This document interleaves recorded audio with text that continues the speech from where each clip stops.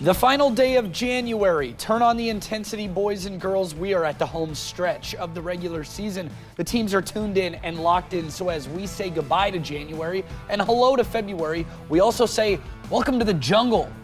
We have to stay hungry.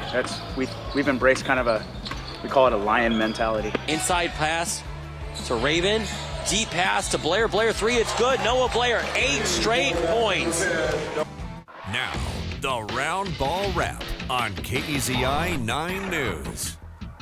Would you rather be a lion? Would you rather run into a lion or a billy goat in the wild? Because the Pleasant Hill Billies, boys and girls, they look pretty scary right now. They do look very scary right now. Personally, a billy goat, when I was a kid, I used to make billy goat sounds all the time, so I have a personal connection with that. Lions are terrifying. Cool animals. Don't want to deal with them. Let's leave that in your past. Round ball wrap. Here we go for another one. Cameron Derby, Brett Taylor. Goodbye, January. A month out from state tournaments. The Thurston boys are a threat right now. Really good this season. Perfect in league play. Let's get you actually straight into the action right now. Before the game, a little congratulations in order for Nate Stifler, the Thurston Colt, being honored for eclipsing 1,000 points in his career. But in the early going, it was the Noah Blair show, Cam. Corner pocket three is good.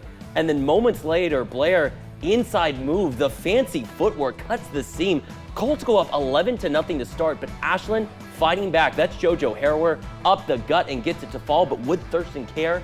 No. Stifler, there's the big man powering his way inside. Thurston would lead 27-14 at the half, but then in the third quarter, the Grizzlies make a little bit of a run. Harrower, one-on-one, step back three. That's just filthy really game. good. That kid is really good. A couple plays later, Thurston knows how dangerous he can be. Harrower inside, the defense collapses. Who does he find? Diego Hernandez. Let it fly, brother. The Grizzlies are clawing their way back, but it would not last as Thurston hangs on to win the final from Thurston High School, 55-42. The Colts remain perfect in league play with a nice and shiny 6-0 record against Midwestern League opponents. Cam, big-time opponents from Stifler and LaBounty tonight. The Thurston boys, I said this at 6, I'm saying it now, they are for real. Yeah, they absolutely are. And that lion mentality that they're talking about, it's working because that Harrower kid was a kid that they knew that's going to be could present some problems. Guard. Yeah, and Yes, it sir. seems like he still got him. Good players are going to get But you they when they did can. good job containing him at specific Absolutely. moments. Absolutely. All right, well, the boys weren't alone tonight. How about a shout-out for the girls? Colts Grizzlies, opening minutes of this one. It's all Thurston. We got the Colts out in transition. Beautiful passing, slice and dice. Emmy Gerdrum, pull-up jumper, money. Seconds later, Thurston with the steal, nearly turns it back over, but Peyton Tovey showing the hustle, recovers, gets the bucket and the foul. Count the three-point play. Colts in control. Addie Nelson, the sharpshooter, bullseye. Bye-bye Ashland. Thurston picks up the dub, 59-38. Oh, I almost jumped you, Cam. Go ahead. It's my turn. The Red Hawks, you told me it was my turn. I The did. Red Hawks of South Albany hosting the Lebanon Warriors. We picked things up in the second quarter. Warriors down 4, but Gunnar Miller knocks down the 3-ball, 21-20. Red Hawks in front later in the quarter. Colin Cordell going to work. Finish over the defenders. He wasn't done there because a couple possessions later, this time in transition, beautiful finish at the rim.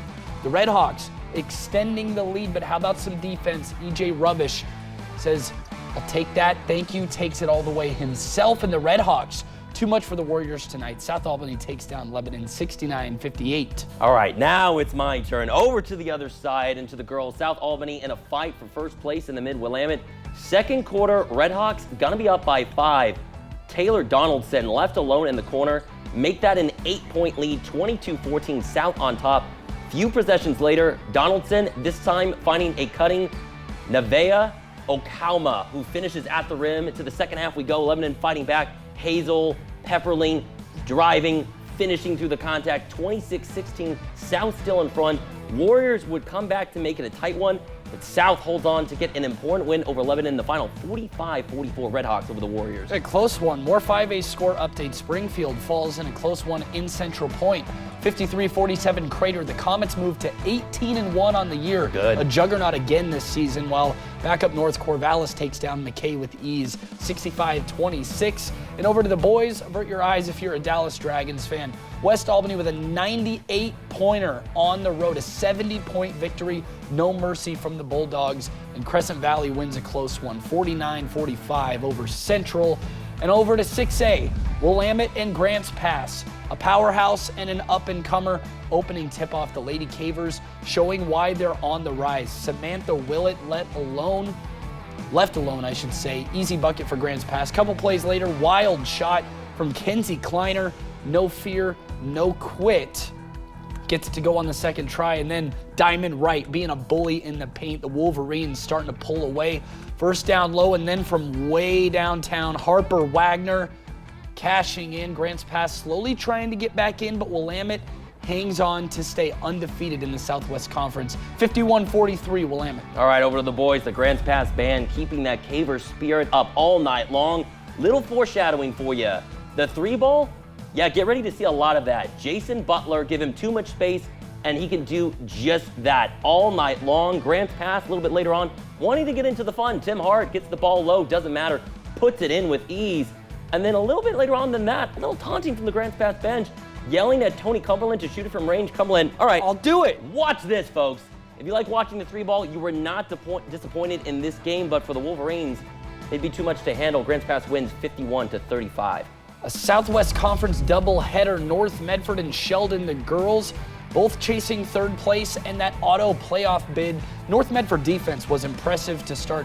Turn that into some offense. Olivia Boger, the steal, the bucket, the lead. And then moments later, Jenna Ayers trapped, but look at the dish to Savannah Shook. She's always reliable from the block. Even when North Medford was missing, though, it was landing right back in their hands. Boger again, back to the basket. North with all the momentum. The Black Tornado had the ball moving all around the arc. North Medi, bench, loving what they see. North beats Sheldon and moves to fourth in the Southwest. The boys game, right before the girls, a big matchup between the two best in the Southwest. Sheldon leading the conference right off the jump. 3 points for number 3, Easton Curtis. Money. Disruptive defense for the Irish, out in transition, bounce back pass right to Nathan Sheely, missed the first, work back for the second chance points, and then moments later, down low, Eli Forshea getting back into it. Final seconds of the first, great passing for Sheldon, and Sheldon goes on to win it. We're gonna be right back on the Roundball Wrap when we return. A top 5 match in a 4A girls basketball matchup, some crazy 2A action. The Roundball Wrap continues in a moment. Roundball Wrap on KZI 9 News is sponsored by Eugene True Value, Best Roofing and Waterproofing, Mackenzie Willamette Medical Center, and Natural Dentures.